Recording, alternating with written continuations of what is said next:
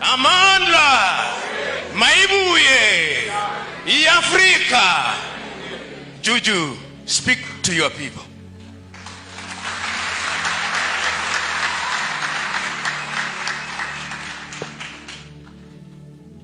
Thank you very much, Program Director. Let me take this opportunity to send revolutionary greetings to the esteemed professor, a friend of mine and a brother, Prof Lumumba. Let me also greet our mother, the founder of this important university, Mama Martha Kasanga Mulwa, and greet your husband wherever he is, that he left us a lasting legacy that we stand to celebrate here today. There is a political trend that is being accepted by African heads of state and government, where one country convenes all 54 heads of African states and government.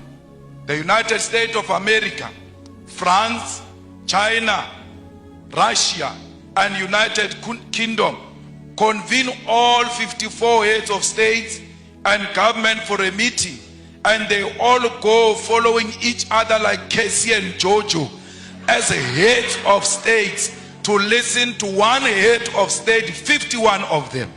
Sometimes they disrespect them to a point where they put all 54 heads of states of Africa in a school bus to go and listen to one head of state. What happened to these men? Because all of them, majority of them are men. What happened to these fathers who go and bow combined to one man? Even if he's Putin, why would they all follow each other and go and listen to one person? What happened to their dignity and their authority as leadership? They must have leadership qualities to know that Putin is equal to them, that China is equal to their own single country, irrespective of their size, because what matters is sovereignty. And if China recognizes that sovereignty, will respect the president of that sovereign country as an individual.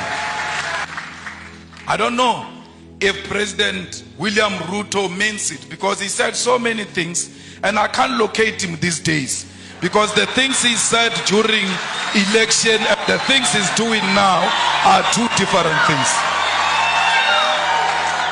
I don't know, because I heard him saying we need to do away with the dollar and build our own currency, but his actions are not speaking to anything of doing away with the dollar. The latest being putting a red carpet for a murderer, a person who killed the Kenyan people, coming into this country, receiving a red carpet and being saluted by our own army. This is not a Kenyan army, it's not a colonialist army. The Kenyan army is a product of the Mau Mau rebellion, and those who killed our people in the Mau Mau rebellion cannot be saluted by the same army of the children of those who were killed during Mau Mau rebellion. We have a duty to stay true to the cause. We have a duty to remind the king and Britain of what they did to us. Indeed, he shows no remorse.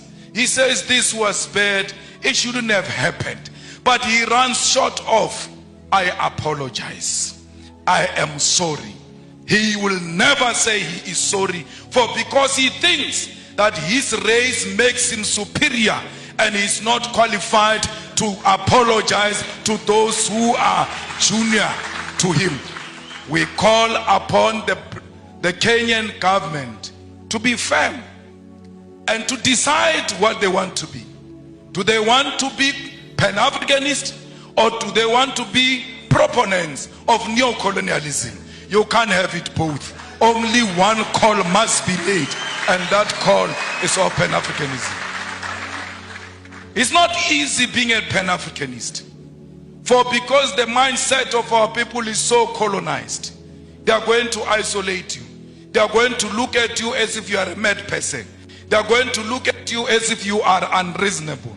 But it is a cause worth pursuing because of the generation that came before us. We don't want visas. We want one currency for Africa, because our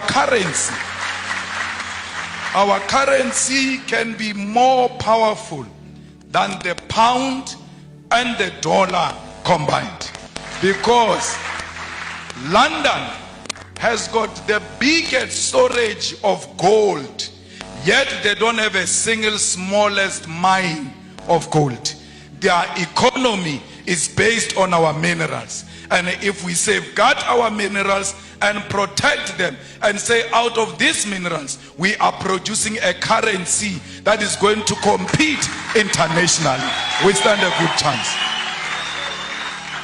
We need African Central Bank. We need African Monetary Zone. We need African military combat, because these pockets of wars that are happening in Africa are not of our own making. They are sponsored wars so that those who continue to steal our resources can do so uninterrupted as we fight ourselves, amongst ourselves. So we need a military, a common defense system, the African High Command that will ensure the stability and security of Africa. We equally need a biting African court to deal with dictators who only exist in Africa to feed their friends and families. Those people must be prosecuted the African way, because ISIS is not meant to fight any crime, it's meant to pursue political fights. That's